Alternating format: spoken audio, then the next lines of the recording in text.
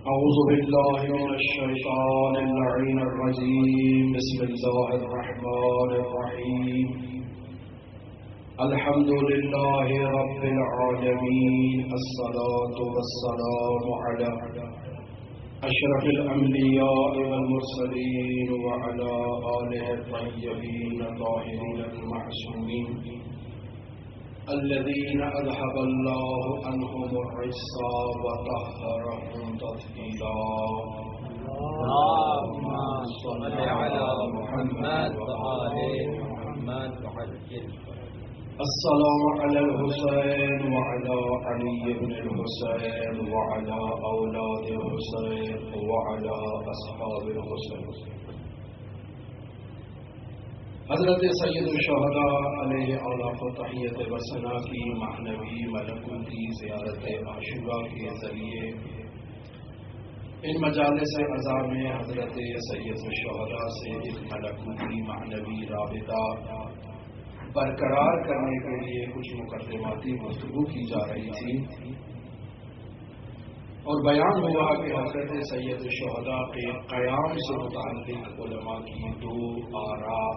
موجود ہیں۔ ایک رائے کے مطابق حضرت سید الشہداء کا قیام وجوبی تھا،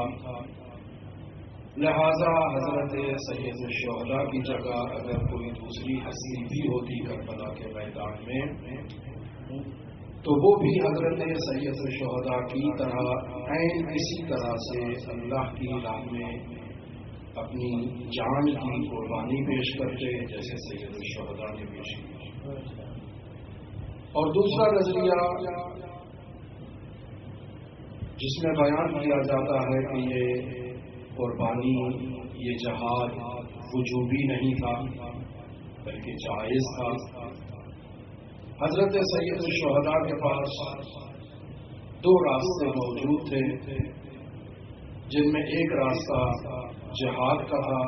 اور دوسرا راستہ جہاد نہ کرنے کا تھا۔ اور اللہ کا ولی جب کسی فعل میں جو فعل اختیاری ہے کسی ایک سائڈ کو اختیار کر لے تو خداوند متعال اس فعل میں مصلحت تام ایجاد کرتا ہے، جو رکاوٹیں ہیں ان رکاوٹوں کو مرتفع بناتا ہے۔ حسین ابن علی نے کربلا کے میدان میں اس جہاد کے راستے کو انتخاب کیا۔ اس کی تمام وہ وجوہات جو حضرت آیت اللہ مکارم شیرازی نے بیان کی، وہ تمام وجوہات اپنی جگہ پر، لیکن انسان کامل کا اللہ کی راہ میں جہاد کرتے ہوئے مظلومانہ شہید ہو جانا ایک ایسے انسان کا جو مقام محمود پر فائز ہے، خدا کی فنا کے مرتبے پر فائز ہے، ایک ایسے انسان کامل کا امت کی ہدایت کے لیے، بشریت کے تکامل کے لیے، بشریت کو خداوند متعال سے متصل کرنے کے لیے کربلا کے میدان میں آنا، اپنے اصحاب، باوفا اصحاب، اپنے اہل بیت کے ساتھ میدان میں آنا، اور اہل بیت کا اور اصحاب کا امام پر امام کے عشق میں اپنی جان کو قربان کر دینا، اور عشق امام کی بدولت خداوند متعال کے ساتھ متصل ہونا، اور وہ مقام محمود جو انسان کامل کو حاصل تھا اس مقام محمود تک پہنچنا، یہ ایک ایسا جہاد ہے کہ جو بھی مومن 61 ہجری سے پہلے یا 61 ہجری کے بعد اس واقعے کے بارے میں توجہ کرتا ہے، سید الشہداء سے اتصال قائم کرتا ہے، اس توجہ کے نتیجے میں، اس اتصال کے نتیجے میں خداوند متعال اس کے درجات میں اضافہ فرماتا ہے۔ انسان احساسات اور عواطف کا مجموعہ ہے۔ بیان ہوا کہ در واقع انسان اس کا ایک بود مادی ہے، ایک بود اس کا روحانی اور ملکوتی بود۔ انسان کا مادی بود اس کے اپنے خواص ہیں، اپنی ضروریات ہیں، اپنے تقاضے ہیں۔ روحانی بود کے اپنے تقاضے ہیں، اپنی ضروریات ہیں، اپنے مسائل ہیں۔ انسان کی حقیقت ان دونوں ابعاد میں بعد ملکوتی، معنوی اور روحانی ہے، لیکن انسان کی زندگی میں بعد مادی کا غلبہ رہنے کی وجہ سے بعد ملکوتی، بعد معنوی جو ہے وہ دب کر رہ جاتا ہے اور نکھر کر سامنے نہیں آتا۔ ایسے میں انسان اگر خداوند متعال کی بارگاہ میں متوجہ ہو، خداوند متعال کی بارگاہ میں رابطہ قائم کرنے کی کوشش کرے، جذبہ الہی کے نتیجے میں انسان کی آنکھوں سے آنسو جاری ہو جائیں، تو یہ خدا سے ایک خاص رابطہ، خدا سے ایک خاص محبت، خاص لگاؤ، جذبہ الہیہ باعث بنتا ہے کہ انسان کا بعد معنوی، بعد مادی کے اوپر غالب آ جائے۔ لہذا انسان کے بعد معنوی کو بیدار کرنے کے لیے اس کے احساسات کو ابھارنا، اس کے احساسات کو ملکوتی جہت دینا، یہ انسان کے ملکوتی ہونے میں ممکن ہے، انسان کے ملکوتی بعد کے مادی بعد پر غالب آنے کے لیے بھی ممکن ہے۔ لہذا حضرت سید الشہداء نے کربلا کے میدان میں، کہ خود ایک امام وقت ہے، خود ایک انسان کامل ہے، خود ایک ولی اللہ ہے، خود مقام محمود پر فائز ہستی ہے، ایسی ہستی کا اپنے اصحاب اور اپنے اہل بیت کے ساتھ کربلا کے میدان میں آنا اور ان احساسات و عواطف کا امام سے محبت کے میدان میں اظہار کرنا اور اس جان فشانی سے امام معصوم کی بارگاہ میں شہید ہو جانا، اپنی جان کا نذرانہ پیش کرنا، یہ باعث بنے گا کہ قیامت تک جو افراد بھی آئے اور کربلا کا ذکر کرے، ان کے یہ احساسات انہیں ملکوت کی طرف ابھاریں گے، ان کے یہ جذبات باعث بنیں گے کہ ان کا ملکوتی بعد مادی بعد پر غالب آ جائے گا۔ لہذا سید الشہداء نے انسان کے اسی احساسات کو مد نظر رکھا کہ جن احساسات کی ترجمانی غم کے عالم میں انسان کے آنسو کرتے ہیں، اور یہ آنسو انسان کے اس ملکوتی بعد کو مادی بعد پر غالب کرنے کے لیے ایک اہم کردار ادا کرتے ہیں۔ لہذا حضرت سید الشہداء نے انہی آنسوؤں کو محور قرار دیا کہ اس انسان کو اگر ملکوت کی طرف لے جانا ہو تو اس کے ان احساسات کو بیدار کیا جائے تاکہ اس کا مادی بعد جو ہے وہ مغلوب قرار پائے اور روحانی بعد غالب قرار پائے۔ لیکن یہ پہلو صرف کربلا کے ساتھ انحصار نہیں رکھتا یا اختصاص نہیں رکھتا۔ حضرت آدم سے لے کر خاتم نے، ہر نبی نے سید الشہداء پر آنسو بہائے ہیں اور درجات حاصل کیے، مقامات حاصل کیے، اور حضرت خاتم سے لے کر مہدی موعود تک ہر ہستی نے سید الشہداء پر آنسو بہائے ہیں، سید الشہداء کے ساتھ رابطہ قائم کیا ہے اور مقامات حاصل کیے۔ ذکر ہوا آپ کی بارگاہ میں کہ امیر المومنین جنگ صفین کے لیے جب تشریف لے جا رہے تھے تو راستے میں جب کربلا کے میدان میں قیام ہوا اور کچھ لمحات کے لیے حضرت امام حسن مصطفیٰ کے زانو پر جب سر رکھ کر سستائے اور آرام فرمایا کچھ دیر کے لیے، تو انہی لمحات میں امیر المؤمنین نے کربلا کے منظر کو مشاہدہ کیا، تڑپ کر اٹھے، زارو قطار گریا بنا، پوچھا امام حسن مصطفیٰ نے کہ بابا جان کیا مسئلہ ہوا، کیوں ایسی عادت آپ کے؟ کہا اس کربلا کے میدان کو خون کے دریا میں مشاہدہ کر رہا ہوں، میرا حسین اس میدان کربلا میں حل من ناصر ینصرنا کی صدا بلند کر رہا ہے. اس خون کے سمندر میں میرا حسین ہوتا کر رہا ہے. کوئی حسین کی مدد کے لیے نہیں بڑھتا. اور پھر مخاطب ہوتے ہیں کہ حسین جب آپ کربلا کے میدان میں ایک ایسی کیفیت سے دو چار ہوں گے تو کیا کریں گے؟ کہا صبر کرنا. تو سید الشہداء نے کربلا کے میدان میں صبر کے اس کمال کا مظاہرہ کیا جس کے نتیجے میں انسان کے لیے ایک ایسا درس قیامت تک کے لیے چھوڑ دیا کہ جو شخص سید الشہداء کو یاد کرے گا، سید الشہداء کا ذکر کرے گا، سید الشہداء کی طرف متوجہ ہوگا، اس توجہ کے نتیجے میں اس کے احساسات ابھریں گے، اس کے احساسات کا سمندر ٹھاٹے مارے گا، اس کی آنکھوں سے آنسو جاری ہو جائیں گے اور اس کا ملکوتی بوجھ اس کے مادی بوجھ پر غالب آ جائے گا اور وہ کمال تک پہنچنے کے لیے مستعد اور آمادہ ہو جائے گا.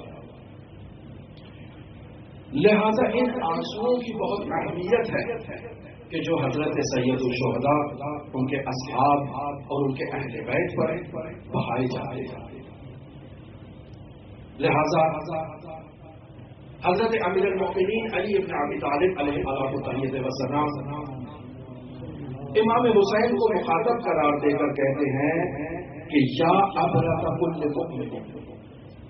اے ہر مؤمن کے آنسوؤں کی وجہ. امام حسین بابا سے سوال کرتے ہیں، فقال یا ابا انا، آپ میرے لیے یہ جملے فرما رہے ہیں؟ تو امام فرماتے ہیں نعم یا بنیا، جی ہاں میرے بیٹے، آپ ہی وہ ہستی ہیں جو ہر مومن کی آنکھ کے آنسو کی وجہ، کہ مومن جب متوجہ ہوتا ہے حسین ابن علی کی طرف تو اس کی آنکھوں سے اس کی جذبات اور احساسات اس کی ترجمانی کرتے ہیں، اس کی آنکھیں وضو کرتی ہیں اور وہ اس کا ملکوتی بوجھ بیدار ہو جاتا ہے. اور جیسے جیسے انسان میں حسین ابن علی کے ساتھ ایک سنتیت ایجاد ہوتی ہے، ایک رابطہ ایجاد ہوتا ہے،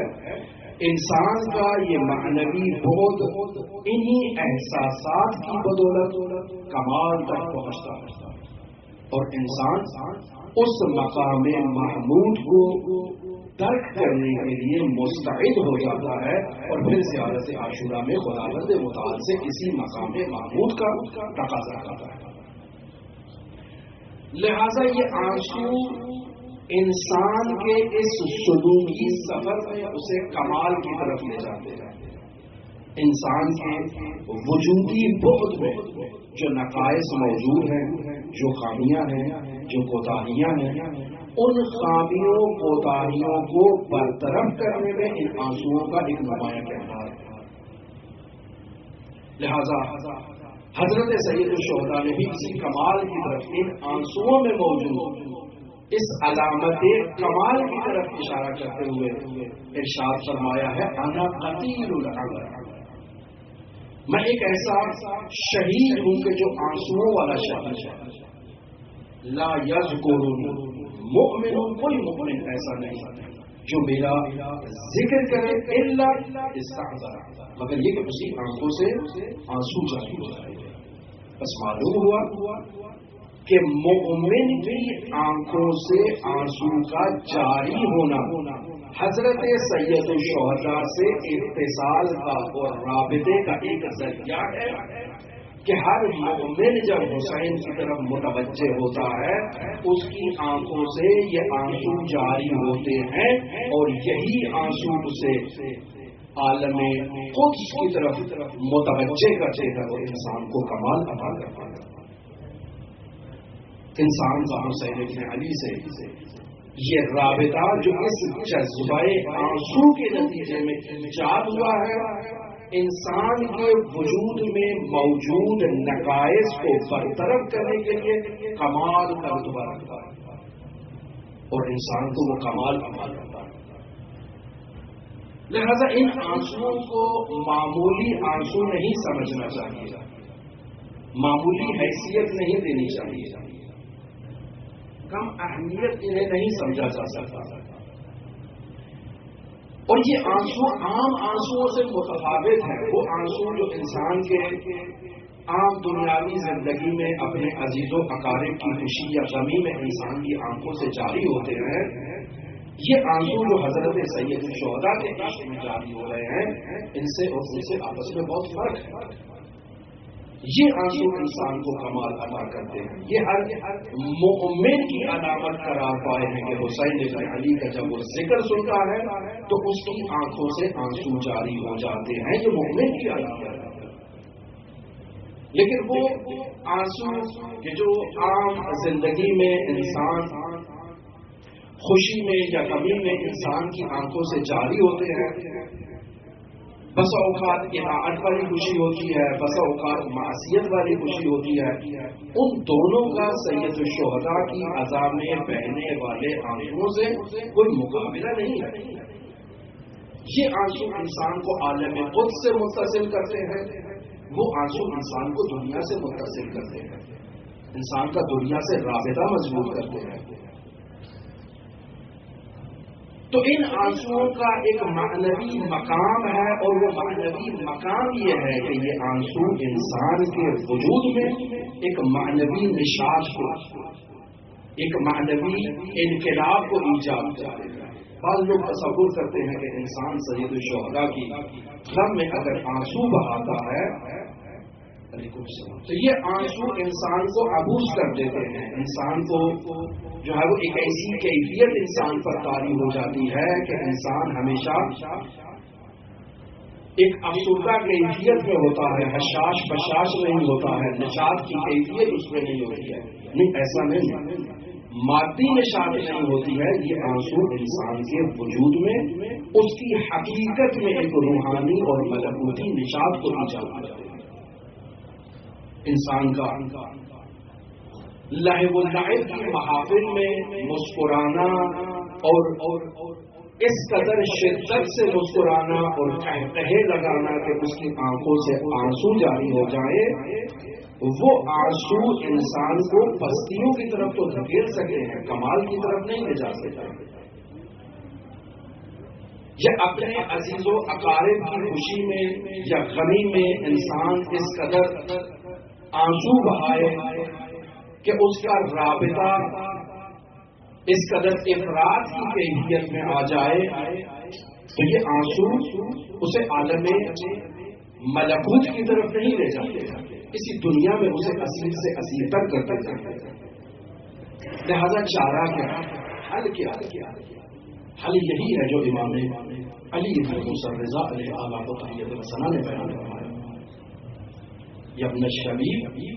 ان کو باقیاں شیئن رب کے اعلیٰ جاتے تو اے شبیب، اگر تو کسی چیز پر گریہ کرنا چاہتا ہے تو میرے جد حسین ابن علی پر گریہ کر، فإنہ ذبح کما یذبح القبش، کہ ایک ایسے عالم میں ایک ایسی کیفیت میں حسین ابن علی کو ذبح کیا گیا جیسے دور جاہلیت میں دشمن کو اور قبش کو ذبح کیا جاتا ہے. ایک رسی سے اسے باندھ دیا جائے اور ظالم لوگ، طاغی لوگ اطراف میں دائرہ بنا کر کھڑے ہو جائیں، کوئی اسے پتھر مارے، کوئی اسے تیر مارے، کوئی اس پر آگ برسائے، کوئی اس پر تلوار برسائے. ایک ایسی کیفیت میں دور جاہلیت میں ایسا ایک نظام موجود تھا. اسی کی ترجمانی اور اسی کے انداز میں حضرت سید الشہداء کو احاطہ کر کے اسی انداز میں شہید کیا گیا. تو اے شبیب کے بیٹے، اے ریان بن شبیب، جب تمہارا دل کرتا ہے اپنے کسی دنیاوی معاملات میں گریہ کرنے پر تو ان معاملات پر گریہ نہ کرو، میرے جد حسین ابن علی پر گریہ کرو. چونکہ امام رضا کو معلوم ہے کہ اگر یہ شخص حسین ابن علی پر گریہ کرے گا اور حسین ابن علی کے اندوہ میں اس کے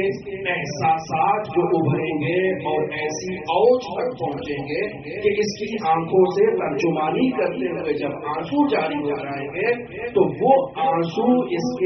کا رابطہ کربلا والوں سے مستحکم کر دیں گے اور اس کے نتیجے میں یہ عالم ملکوت اور عالم خود سے متصل ہو جائے گا.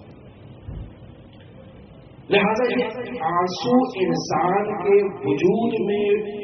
جو وجودی نقائص ہیں ان کو برطرف کرنے میں بنیادی کردار رکھا. لہذا اہل بیت نے ان آنسوؤں کی طرف ہماری توجہ دلائی اور ان آنسوؤں کو عام زندگی میں موجود آنسوؤں سے متفاوت قرار دیا ہے کیونکہ یہ آنسو جذبہ الہیہ کو انسان کے وجود میں لاتے ہیں. یہ مجالس عذاب خداوند متعال تک پہنچنے کا اور سب سے تیز سب سے جلد پہنچنے کا ایک بہترین وسیلہ اور ایک بہترین راستہ ہے. سیر و سلوک میں کہا جاتا ہے کہ انسان جب اللہ کی طرف سفر کرنا چاہتا ہے تو اللہ کی طرف سفر کے لیے اس مسافر کے سفر کے دوران کچھ ایسے لمحات ایجاد ہوتے ہیں کہ جو اس کا خدا سے رابطہ مضبوط کرتے انسان کو ان جذبات کی قدر کرنی چاہیے جو اس کا خدا سے رابطہ کرتے ہیں اور ان جذبات کی حفاظت کرنی چاہیے. ان جذبات کو جذبات الہیہ کہا جاتا ہے. جذبہ الہیہ تفصیلی بات کی علامہ طحرانی نے اپنی کتابوں میں اس جذبہ الہیہ کے حصول سے متعلق اس عشق سے متعلق کہ کیسے اس جذبے کو حاصل کیا جا سکتا ہے اور کیسے اس جذبے کی حفاظت کی جا سکتی ہے جو انسان کو عالم خود سے منسلک کرتا ہے مرتبط کرتا ہے. لہذا انسان جو ملکوتی ہے جو روحانی ہے جس کا عالم ملکوت سے عالم خود سے عالم نور کی حقیقت سے جس کا رابطہ ہونا چاہیے وہ رابطہ نہیں ہو رہا اس کی بنیادی وجہ یہی ہے کہ یہ عالم ملک اس کے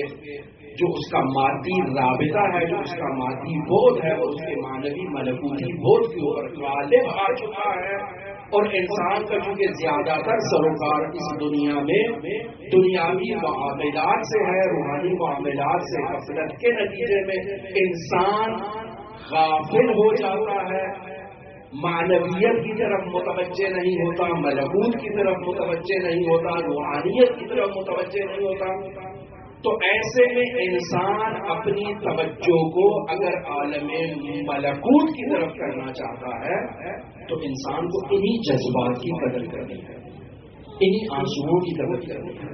انہی مجالس عزا کی قدر کرنی ہے انہی محافل عزا کی قدر کرنی ہے کہ جو انسان کا رابطہ قائم کر سکتے ہیں جو انسان کو ملکوتی بنا سکتے ہیں جو انسان کے اس معنوی بودھ کو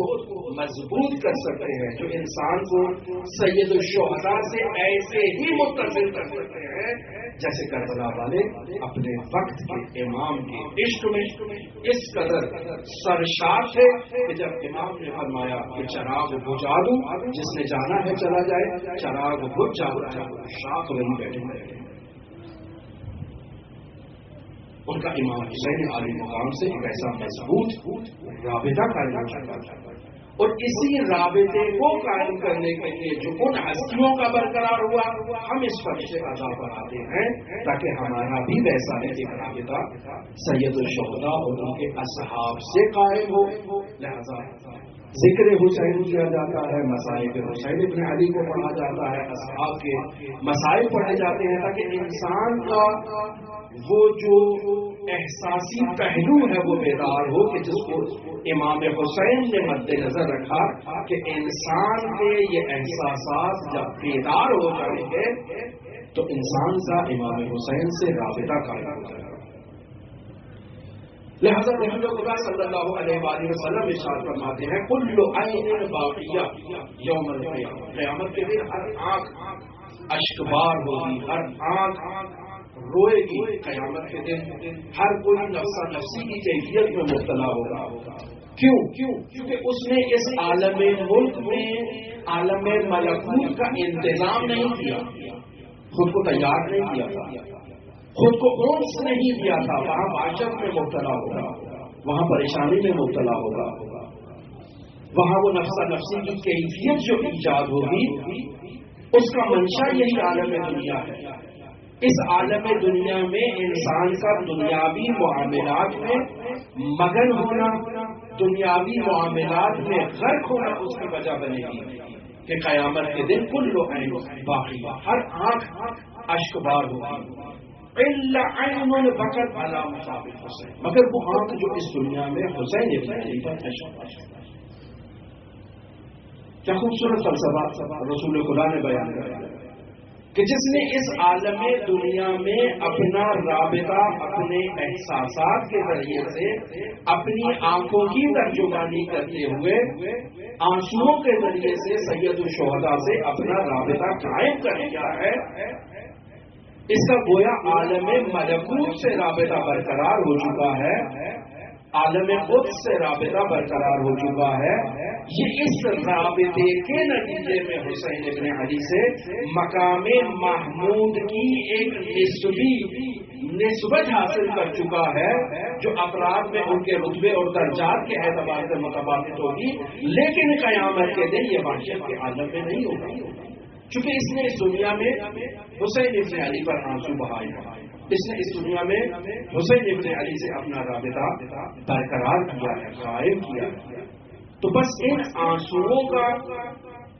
اتنا گہرا اثر ہے انسان کے باطن میں کہ انسان کی روح کو جلا بخشتا ہے،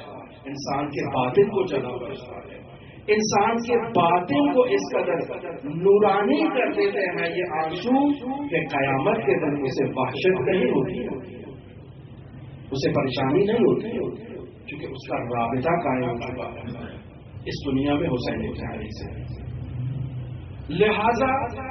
انسان کے ایمان کو فعلیت تک پہنچانے میں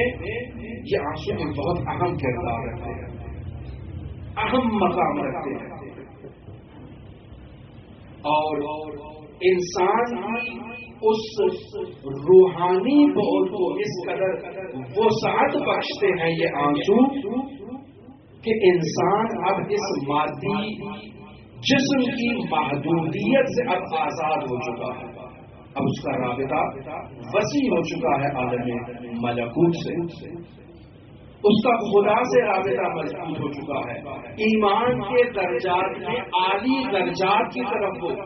ان آنسوؤں کے ذریعے سے قدم بڑھا رہا ہے اور آگے بڑھتا چلا جا رہا ہے۔ یہ آنسو ہرگز اس دنیا کی محبت میں بہنے والے آنسوؤں سے قابل قیاس اور قابل مقایسہ نہیں۔ لہذا جب انسان گناہ کرتا ہے اور اس گناہ پر نادم ہوتا ہے تو اللہ کی بارگاہ میں اس ندامت کے اظہار کے لیے اپنی آنکھوں سے آنسو جاری کرتا ہے۔ لہذا یہ آنسو ایک مومن کے ہتھیار کا کردار ادا کرتا ہے، صلاح البقاء، اس کے لیے اسلحہ مومن کے لیے کیا ہے؟ یہی گریہ ہے، یہی آنسو ہے جو ایک مومن کے وجود سے جاری ہوتا ہے۔ تو ان آنسوؤں میں وہ پاور موجود ہے کہ انسان کا ملکوتی بود بیدار کرتے ہیں، اس گناہ کی رذالت کو، کثافت کو، میل کچیل کو اس انسان کے وجود سے مٹا کر اسے نورانی کرتے ہیں۔ تو جب ایک انسان گنہگار اپنے گناہ کی بخشش کے لیے اللہ کی بارگاہ میں آنسو بہاتا ہے اور وہ آنسو انسان کے گناہوں کے اثر کو ظاہر کر دیتے ہیں، عین اسی طرح سے حسین ابن علی کی محبت میں جاری ہونے والے آنسو بھی انسان کے وجود میں ہر قسم کے نقص کو ظاہر کر کے اسے کمال کرتے ہیں۔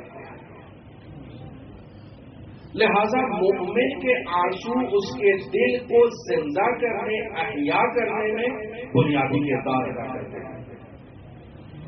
یہ مومن کے آنسو جو حسین ابن علی کے عشق میں جاری ہوئے ہیں،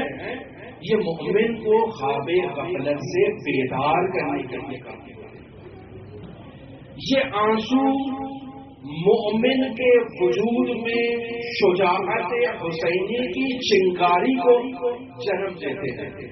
اور جس قدر اس مومن کا حسین ابن علی سے رابطہ مضبوط ہوتا ہے وہ ایسے شجاعت حسینی کا مظاہرہ کرتا ہے مختلف مقامات پر، طاغوت کے مقابلے میں، اپنے نفس امارہ کے مقابلے میں،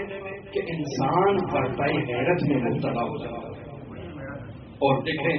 یہ جو کتابیں لکھی گئی دفاع مقدس سے انقلاب اسلامی سے متعلق، ان میں ایسے شہداء کا ذکر کیا گیا کہ جو اس دنیاوی معاملات میں غرق تھے، لیکن جیسے ہی میدان جہاد پر گئے ہیں، باطل کے مقابلے میں انہوں نے قیام کیا ہے، اور ان کے وجود میں حسین ابن علی کے عشق کی چنگاری نے جو ہے وہ ایجاد ہوئی ہے، اور آنکھوں سے آنسوؤں کی صورت میں وہ محبت جاری ہوئی ہے۔ تو اب اس کی کیفیت میں کیا تبدیلی آئی ہے، کیا کمالات اس نے حاصل کیے ہیں کہ عظیم الشان کو کہا، ان کمالات کو جب مطالعہ کرتے ہیں تو برتائی حیرت میں مبتلا ہو جاتے ہیں کہ یہ کمال صرف حسین ابن علی کے عشق کی بدولت ہی ایجاد ہو سکتا تھا، ایسے ایجاد نہیں ہو سکتا تھا۔ بس یہ آنسو جو سید الشہداء کی محبت میں، سید الشہداء کے عشق میں یا حسین کہتے ہوئے انسان کے وجود سے جاری ہوتے ہیں، یہ آنسو دو طرح کے کمال انسان کے وجود میں ایجاد کرتے ہیں۔ ایک انسان کے وجود میں جو اس کا مادی بعد ہے، جو اس کا مادی پہلو ہے، جو اس کا ظاہری پہلو ہے، اس میں انقلاب ایجاد کرتے ہیں، اور اس کے ظاہر کو حسین ابن علی کے ساتھ ہم آہنگ کرنے میں مدد دیتے ہیں، اور دوسرا اس کا ملکوتی بعد کہ جسے ملکوتی کرنے میں، جسے وسعت بخشنے میں، جسے کمال عطا کرنے میں اپنا کردار ادا کرتے ہیں۔ بس آنسو جو حضرت سید الشہداء کی محبت میں بہائے جاتے ہیں وہ انسان کے ظاہر کو بھی جلا بخشتے ہیں، انسان کے باطن کو بھی نورانی تک کر دیتے ہیں۔ لہذا حسین ابن علی کی مجلس عزا میں آ کر گریہ کرنے والے شخص کو عام افراد سے مقایسہ نہیں کیا جا سکتا۔ یہ پہلے آیا تھا گنہگار تھا، اب فرش عزا پر آ کر آنسو بہانے کے نتیجے میں اپنے گزشتہ گناہوں سے تائب ہو چکا ہے۔ اب اسے مجلس عزا سے اٹھ کر جب باہر جانا ہے تو عام افراد سے اس کا تفاوت ظاہر ہونا چاہیے، اور اگر ظاہر نہیں ہو رہا تو اس کی وجہ ابھی تک یہی ہے کہ انسان نے درست رابطہ قائم نہیں کیا، انسان نے اس جذبہ جو حسین ابن علی کے عشق میں انسان کے وجود میں ایجاد ہوا تھا اس جذبے کو ضائع کر دیا، پھر دوبارہ مجالس عزا میں آئے گا، پھر دوبارہ اس کے حفظ میں آئے گا، پھر دوبارہ اگر اسے زائل کر دے گا تو گویا اس نے اس کی حفاظت نہیں کی۔ لہذا اس سفر ملکوتی میں مسافر اللہ کو، مسافر الحسین کو یہ تاکید کی جاتی ہے کہ اس کیفیت کی حفاظت کرے جو اس فرش عزا میں آپ کو حاصل ہو، اور اگر وہ کیفیت آپ سے ظاہر ہو جائے گی تو اس دنیا میں بھی کمال آپ کو نصیب نہیں ہوگا، اور حسین ابن علی سے رابطے میں جو کمال آپ کو آنا تھا وہ عام افراد کی طرح رہے گا، وہ ملکوتی کمال کہ جو انسان کو حسین ابن علی سے اعلیٰ درجے کا متصل کرتا ہے، آپ اس کمال سے ابھی محروم ہو گئے۔ لہذا اپنی حفاظت کرنا ہے ان مجالس عزا میں، انواع الاقسام کے جو مسائل ایجاد ہو سکتے ہیں، جو انسان کے پیروں کی زنجیر بن سکتے ہیں، جو انسان کو عالم ملکوت کی طرف جانے سے روک سکتے ہیں، وہ عوامل جو انسان کو حسین ابن علی کی بارگاہ تک پہنچنے سے روک سکتے ہیں، ان عوامل سے خود کو پاک و پاکیزہ کرنا ہے، خود کو منزہ کرنا ہے، خود کو دور کرنا ہے۔ لہذا بنیادی وجہ یہی ہوتی ہے کہ ہم میں سے کچھ لوگ آتے ہیں مجالس عزا میں، جیسے ہی خطیب حسین ابن علی کا نام لیتا ہے، اصحاب حسین ابن علی کا نام لیتا ہے، ان کی آنکھوں سے آنسو جاری ہو جاتے ہیں، مد مقابل کچھ ایسے افراد بھی ہیں کہ جو ایسے اذکار اسی خطیب سے سنتے ہیں، ان کی آنکھوں سے آنسو جاری نہیں ہوتے، حتیٰ ہم خطیبوں سے بھی جاری نہیں ہوتے۔ کیوں؟ کیا وجہ ہے؟ وجہ وہی ہے کہ ہم نے وہ رابطہ جو برقرار کرنا تھا وہ رابطہ نہیں قائم کر سکے، کیونکہ ہمارے پہلے میں ایک ایسی زنجیر ہے جو ہمیں حسین ابن علی سے رابطہ قائم کرنے میں رکاوٹ ایجاد کر رہی ہے، عالم ملکوت سے رابطہ قائم کرنے میں رکاوٹ ایجاد کر رہی ہے، ہمیں ملکوتی ہونے سے روک رہی ہے، ہمیں معراج کرنے سے روک رہی ہے۔ تو بس اس کی حفاظت کرنا یہ ہماری ذمہ داری ہے۔ اسی طرح سے جیسے انسان نماز کے اندر الفاظ کے ذریعے سے معانی کو ادا کرتا ہے، جو قرآن کے الفاظ، جو سورہ حمد پڑھتا ہے، جو دوسری قرآن مجید کی آیات کی تلاوت کرتا ہے، یہ الفاظ ہے، ہر لفظ کا ایک باطن ہے، ایک ملکوت ہے، ایک ترجمہ ہے۔ انسان نماز سے پہلے الفاظ کو بھی جان لیتا ہے، ترجمے کو بھی جان لیتا ہے۔ اب نماز میں انسان نے الفاظ اور معانی کو خدا سے رابطے میں ایسے فنا کرنا ہے کہ خدا سے انخلا ہو رہا ہے، لیکن ہم سب میں یہ کیفیت نہیں ہے جو کیفیت امیر المؤمنین کی نماز میں تھی، جو امیر المؤمنین کے اصحاب کی نماز میں تھی، جو اللہ کے مقرب بندوں کی نماز میں تھی، وہ کیفیت ہمارے وجود میں موجود نہیں ہے۔ کیوں؟ کیونکہ یہاں ہم الفاظ کے دائرے میں پھنس چکے ہیں یا معانی کے دائرے میں پھنس چکے ہیں، اور الفاظ و معانی کو خدا سے ارتباط میں ضم نہیں کر رہے، فنا نہیں کر رہے، اور ہمارا وہ رابطہ قائم نہیں ہو رہا۔ ان مجالس اعضاء میں بھی ایسے ہی ہے، کچھ اشعار پڑھے جاتے ہیں حسین ابن علی کی مظلومیت میں، کچھ روایات پڑھی جاتی ہیں حسین ابن علی کی مظلومیت میں، کچھ فضائل بیان کیے جاتے ہیں حسین ابن علی کی مظلومیت میں یا فضیلت میں۔ تو یہ الفاظ ایک معانی رکھتے ہیں، الفاظ اور معانی دونوں ذریعہ ہیں انسان کا حسین ابن علی سے رابطہ قائم کرنے میں، اور ہم ان الفاظ اور ان کے معانی کو سنتے ہیں، بس اوقات الفاظ اور معانی میں خطا کا بھی شکار ہو جاتے ہیں کہ خطیب بیان کرتے ہوئے الفاظ کا غلط سہارا لے لیتا ہے، کوئی غلط الفاظ استعمال کر لیتا ہے، بس اوقات سامع غلط مطلب کی طرف چلا جاتا ہے، اور ہم الفاظ اور معانی کے دائرے میں پھنس جاتے ہیں، اور وہ رابطہ جو ملکوتی رابطہ ہونا ہوتا ہے وہ رابطہ ہم برقرار نہیں کر پاتے۔ بس جب ہم حضرت سید الشہداء کی بارگاہ میں کہتے ہیں السلام علیک یا ابا عبداللہ، تو ہم حضرت سید الشہداء سے ایک ملکوتی رابطہ قائم کرتے ہیں۔ نیا موضوع آ رہا تھا، قصد تھا کہ آج زیارت عاشورہ کے الفاظ کا آغاز کیا جائے، لیکن نہیں کر پائے، انشاءاللہ کل پہ موقول کرتے ہیں۔ مرحوم آیت اللہ بہجت رحمۃ اللہ علیہ اپنے درس میں بیان کرتے ہیں کہ جو بعد میں مکتوب ہوا اور ان کے آثار میں یہ حکایت موجود ہے کہ ایک ناصبی ایک مؤمن کا ہمجوار تھا۔ یہ مؤمن جب حضرت سید الشہداء کا نام لیتا، السلام علیک یا ابا عبداللہ کہتا، اس کی آنکھوں سے آنسو جاری ہو جاتے۔ سید الشہداء کے جذبے میں اس قدر مدہوش ہو جاتا، گریہ ازاری کرتا، اور وہ ہمسایہ جو ناصبی تھا در واقع ایسا ہی ہمسایہ تھا کہ جیسے ہمسائے مدینے میں فاطمہ زہرا کو ملے تھے، جو فاطمہ زہرا سے کہتے تھے، امیر المؤمنین سے کہتے تھے کہ یا علی فاطمہ سے کہو یا دن کو رویا کریں یا رات کو رویا کریں۔ تو یہ ناصبی بھی ایک ایسا ہی ہمسایہ تھا،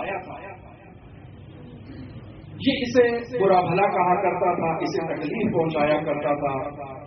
اس کو طعنے دیا کرتا تھا، اور یہ شخص جو حسین ابن علی کے عشق سے سرشار تھا، اس ناصبی کے اس انداز گفتگو سے افسردہ ہوتا تھا، تکلیف میں آتا تھا۔ ایک روز یہ مؤمن اس ناصبی سے کہتا ہے کہ تم جو مجھے ہر روز تکلیف پہنچاتے ہو نا، اب میرے صبر کا پیمانہ لبریز ہو چکا ہے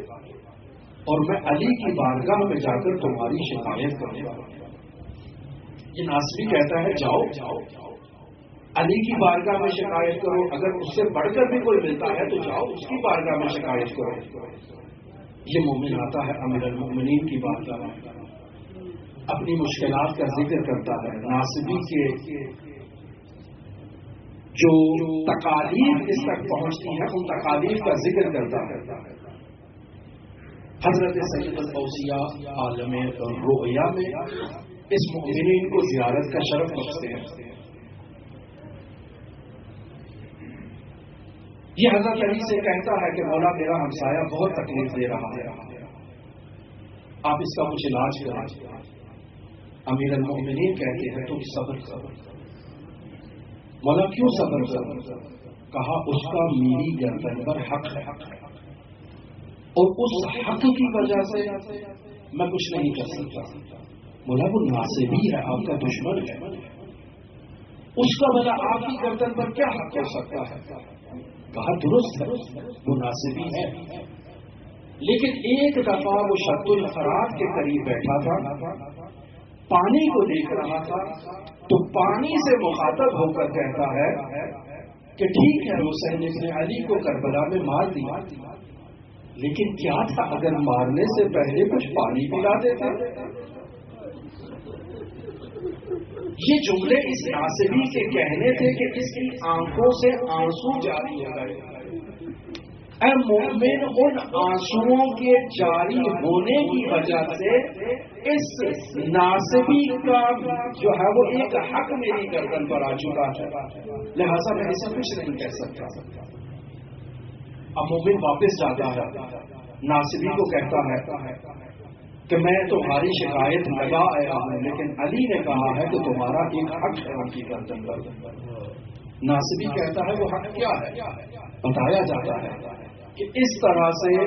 تم نے حسین ابن علی کی مظلومیت کا ذکر کیا تھا اور تمہاری آنکھوں سے آنسو جاری ہوئے تھے. علی کو وہ آنسو اس قدر پسند آئے کہ علی اب تمہیں تکلیف دینا نہیں چاہتے, تم پر سختی کرنا نہیں چاہتے. یہ ناصبی متوجہ ہو جاتا ہے, کہتا ہے درست کہا تمہیں, یہ بات میرے اور خدا کے علاوہ کسی کو معلوم نہ تھی, لیکن آج جب علی ابن ابی طالب نے اس کا تذکرہ کیا تو مجھے علی کی حقانیت کا علم ہو گیا. لہذا میں علی کا شیعہ ہوتا ہوں, علی کی ولایت میں آتا ہوں. تو بس دیکھا مؤمنوں, حسین ابن علی کے عشق میں جاری آنسو کیسے ایک ناصبی کو علی کا مؤمن بنا دیتے ہیں, کیسے اسے درے علی پر لے آتے ہیں. کل تک وہ ناصبی تھا, آج علی ابن ابی طالب کا عاشق ہے. تو آج ایک ایسے شہید کا ذکر کریں جو کربلا کے شہداء میں سب سے کم سن شہید ہے. تمام شہداء چل کے میدان کربلا میں گئے ہیں, میدان کارزار میں گئے ہیں. تمام شہداء نے شمشیر کے ذریعے سے اپنی شجاعت کے جوہر دکھائے ہیں اور حسین ابن علی پر اپنے خون جگر کو نچھاور کیا, لیکن یہ شہید چل کے میدان میں نہیں جا سکتا. اور جب عاشور کے دن امام حسین کے اصحاب شہید ہو گئے نا, اور امام حسین نے حل من ناصر ینصرنا کی صدا بلند کی, تو خیام میں کوہرام مچتا ہے, بیویاں بیان کرتی ہیں, آوازیں بلند ہوتی ہیں. حسین ابن علی خیام میں آتے ہیں, وجہ پوچھتے ہیں. مخدرات عصمت و طہارت کہتی ہیں مولا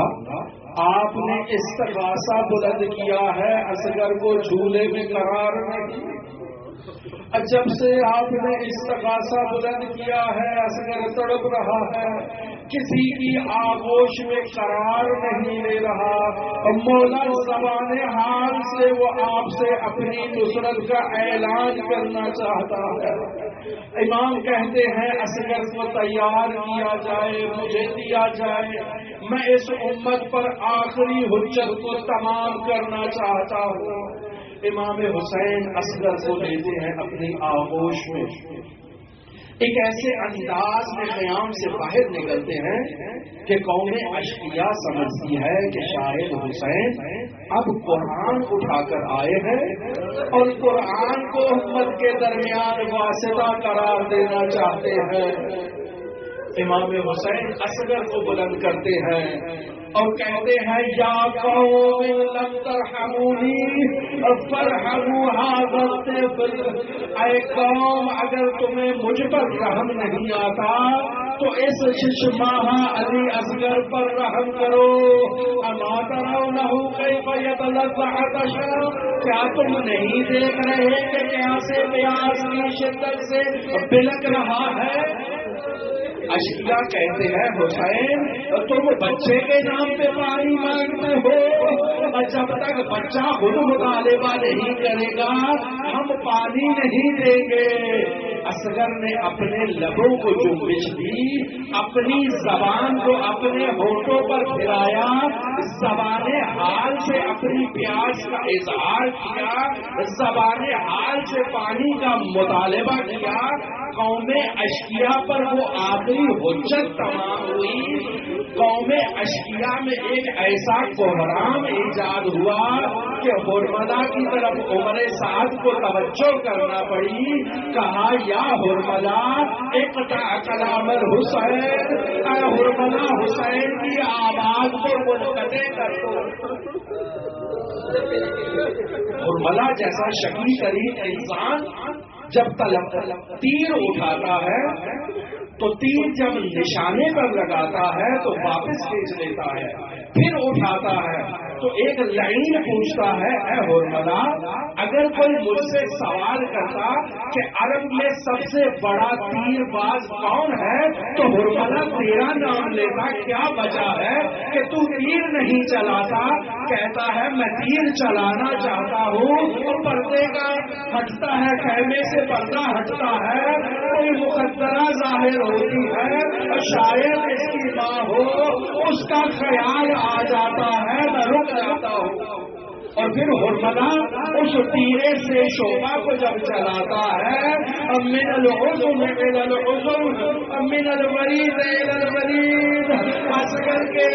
گلے کو ایسے ذبح کرتا ہے کہ اصغر کا گلوئے مبارک ایک کان سے دوسرے کان تک چھلی ہو جاتا ہے۔ اصغر کے گلوئے مبارک کی تمام رگیں ذبح ہو جاتی ہیں، کٹ جاتی ہیں، اور ایسے اصغر کو شہید کیا جاتا ہے۔ اور مولا حسین اصغر کے خون کو اپنے ہاتھوں میں لیتے ہیں، آسمان کی طرف اچھالتے ہیں، اور باقی خون سے اپنی ریش مبارک کو خطاب کرتے ہیں، اور اس طرح سے اصغر کو خیام کی طرف لے آتے ہیں۔ دو طرح کے نقل موجود ہیں۔ ایک نقل کے مطابق امام حسین شہزادہ اصغر کو جب خیام میں لاتے ہیں تو اصغر کی ماں اصغر کو دیکھ کر کہتی ہے مثلوں کا یوں نہر، کیا تیرے چہتوں کو بھی نہر کیا جاتا ہے؟ اور دوسرے نقل کے مطابق امام خیام کے پیچھے جاتے ہیں، ایک قبر بناتے ہیں، اصغر کو زمین کے سپرد کرتے ہیں، اور جب عاشور کی شب آتی ہے اور تمام سرحائے شہداء کو جمع کیا جاتا ہے، عمر سعد کہتا ہے ایک نر موجود نہیں ہے جو اصغر کا ہے اسے تلاش کیا جائے۔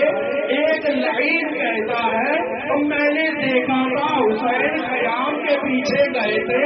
شاید کہیں چھپا کر آئے ہو۔ ایسے میں نیزہ باز تیار ہوتے ہیں، زمین کربلا کے سینے پر نیزوں سے وار کیے جاتے ہیں تاکہ اصغر کے جسد مطہر کو تلاش کیا جائے۔ کیا واقعہ رونما ہوتا ہے کہ ایک نیزہ بلند ہوتا ہے جس میں اصغر کا بدن مطہر ہے، سر کو کسی تلوار سے جدا نہیں کیا جاتا، اصغر کے سر کو کھینچ کر جدا کیا جاتا ہے۔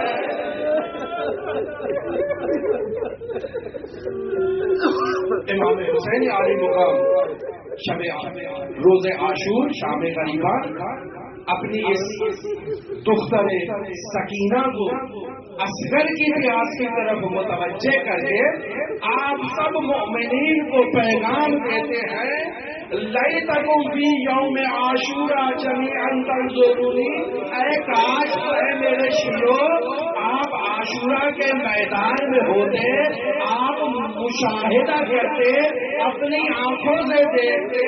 کیف استسقین طفل، اور میں نے کیسے طفل کے لیے پانی مانگا، فابوا ان یرحمونی، انہوں نے پانی تو نہ دیا، اصغر پر رحم بھی نہ دیا، من المريض الى المريض من الاذن الى الاذن، اصغر کو شہید کر دیا۔ اللہ